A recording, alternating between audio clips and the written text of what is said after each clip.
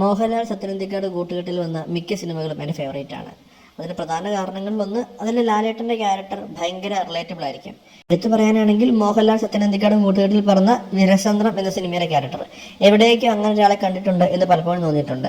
അങ്ങനെ പിന്നീട് തോന്നിയ ഒരു ലാലേട്ടൻ കഥാപാത്രമാണ് 2015 ഇറങ്ങിയ സത്യനന്ദിക്കാട് സംവിധാനം ചെയ്ത എന്നും എപ്പോഴും എന്ന സിനിമയിലെ വിനീതൻ പിള്ള എന്ന ക്യാരക്ടർ. എവിടെയൊക്കെ വിനീതൻ പിള്ളയെ പോലെ ഒരാളെ കണ്ടിട്ടുണ്ട് എന്ന് തോന്നിയിട്ടുണ്ട്. കുറേയൊക്കെ അന്ധവിശ്വാസമുള്ള, കുറച്ച് മടിയനായിട്ടുള്ള ഒരു സാധാരണക്കാരനായ ക്യാരക്ടർ.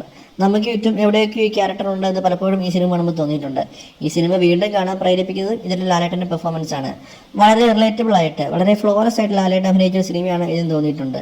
ഈ സിനിമ അന്ന് തിയേറ്ററിൽ കണ്ടപ്പോഴും തോന്നിയ കാര്യങ്ങളൊന്നാണ്, പ്രത്യേകിച്ചും ഇതിൻ്റെ ഇമോഷണൽ കണക്ട് നമുക്ക് കിട്ടിയില്ല. ലാലേട്ടൻ്റെ അമ്മയായിട്ടുള്ള ഇമോഷണൽ അറ്റാച്ച്മെൻറ്റ് പറയുമ്പോഴും, മഞ്ജു വാര്യരുടെ ലൈഫിലുണ്ടായ കുറേ ഡൗൺഫാൾ പറയുമ്പോഴും ഇതൊക്കെ നമുക്ക് കൺവിൻസിങ് ആണെങ്കിലും ഒട്ടും തന്നെ നമുക്കത് ഇമോഷണലി നമ്മളെ അറ്റാച്ച് ചെയ്യുന്നില്ല എന്ന് തോന്നിയിട്ടുണ്ട്. കുറേ നല്ല സീനുകളുള്ള, നമ്മളെ കുറേയൊക്കെ ചിരിപ്പിക്കുന്ന ഒരു സിനിമ. പക്ഷേ എവിടേക്കും ഒരു പൂർണ്ണത തരാൻ പറ്റാതെ പോയ സിനിമയാണ് സത്യനന്ദിക്കാടിന് എന്നും എപ്പോഴും എന്ന സിനിമ എന്ന് തോന്നിയിട്ടുണ്ട്.